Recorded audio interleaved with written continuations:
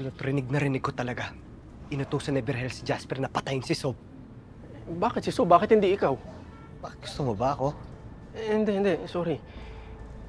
Hindi, kasi iniisip ko lang, anong motibo ni Berhel? Kasi kung gustong pumalit ni Jasper bilang youth leader, ikaw dapat tiranin niya. Ikaw kagawin niya sa pwesto, hindi naman si Sob eh. Oo nga, no? Konektado lahat to. Kidlat, iniimbestigahan lahat ni Coach Yani, lahat ng residenteng nawawala. Ito. Lahat yan, residente dito yan na nawawala.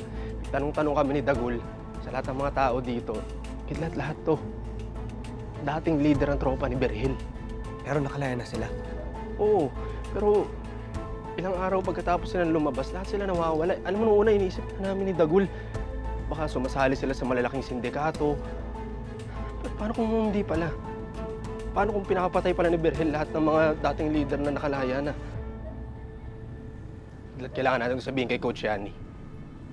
Pero baka kumprontahin niya si Berhel eh. Tapos lulusot lang yun eh.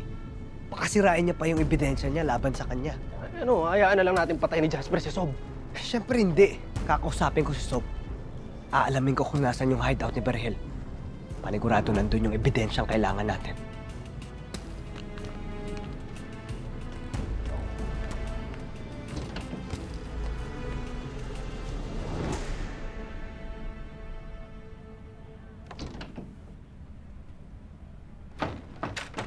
Sob, kailangan natin mag-usap. Pre mo to, Kidlat. Ayos ba? Bigay ng SME ko to. Ito daw yung susuot ko bukas paglabas ko rito. Meron kang kailangang malaman. Kung saan naman yan? Yung kadramahan niyo ni Jasper? Oo, di ba sinundan ko siya para makipag-usap? Nakita ko siya sa loob ng opisina ni Berhel. Umaapila siya na siya yung leader na papalit sa'yo.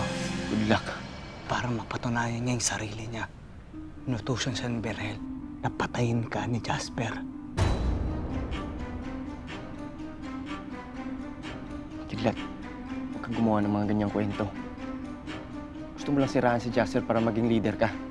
So, ba't ako gagawa ng kwento? Naalala mo yung mga nawalang residente dito dati sa Juby? Lahat yun. Naging leader ng grupo ni Berhel. Ang hinala ko, pinapapatay niya lahat ng leader niya. Ba't naman niya gagawin yun? O, di ba sinabi mo may mga sekreto si Berhel na sa mga leader niya lang sinasabi? O, di papapatay niya. Parang wala siyang sabit, walang magsasalita laban sa kanya. Nagigets mo ba?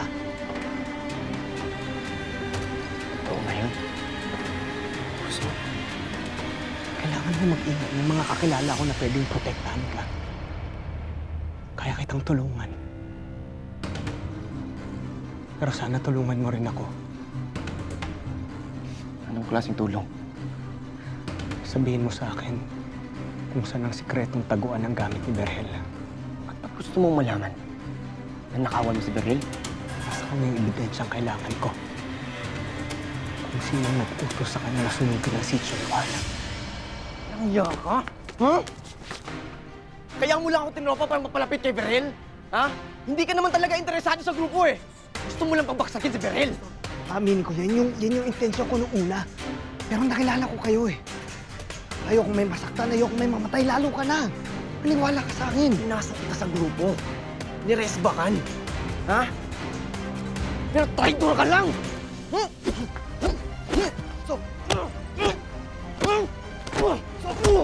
makinig ka sa akin kasi. Uy, Sinungaling!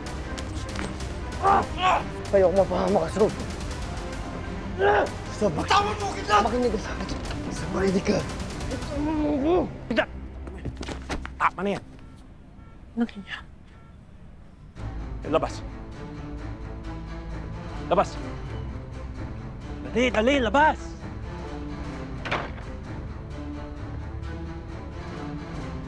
Ano nangyayari? Eh, nagsasabong na naman! Eh, itong kasi si Kidlat. Kung ano-anong mga sisabi.